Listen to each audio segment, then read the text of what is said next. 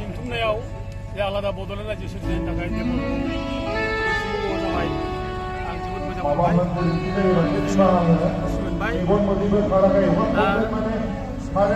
बड'लेण्ड सोमावसारनायनि जागायजेननाया बड'फा उपेन्द्र ब्रह्मनि समाव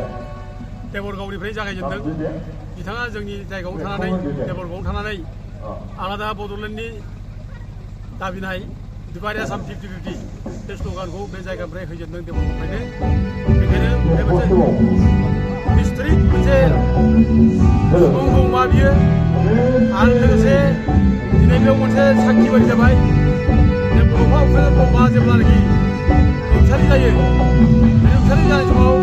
बिनि गोदै सह'खौ बे फोथारावनो दोनबोनाय जादों दा मोनसे बे फोथारनिफ्रायनो बिनि गोदै सह' दोननाय जायगानि फोथारनिफ्रायनो दिनै जों बर' फिसाफ्रा जे आलादा बड'लेण्ड रायजो नांगौ होननानै डिभाइड आसाम 50-50 नांगौ होननानै बुंबाय बे गिदिर बाथ्रा बियो आं जोबोद मोजां मोनदों आं बयबो रायजो राजाफोरखौ आं साबायखर होदों आंजों लोगोसे जोंनाव जाहाथे बड'लेण्ड रायजोआव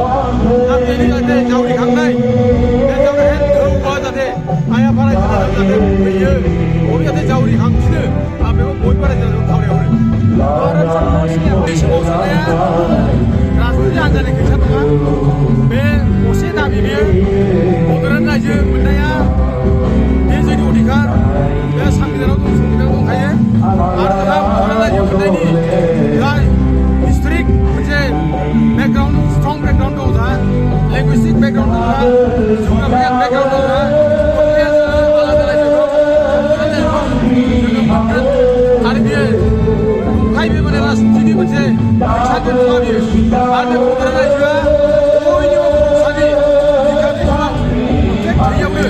प्रत्येक रोदावनो हाबनानै दंजोबो बेखायनो सोरबा जुदि बुंदोंब्ला बे बड'लेण्ड रायजोआ मोनसे खैसारजों राजनिति खैसार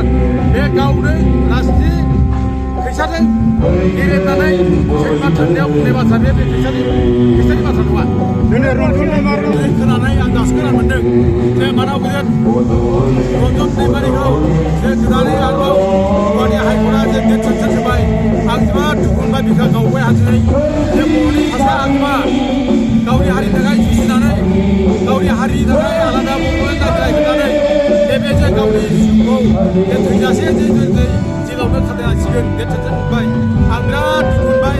आंनि बिमा गावबाय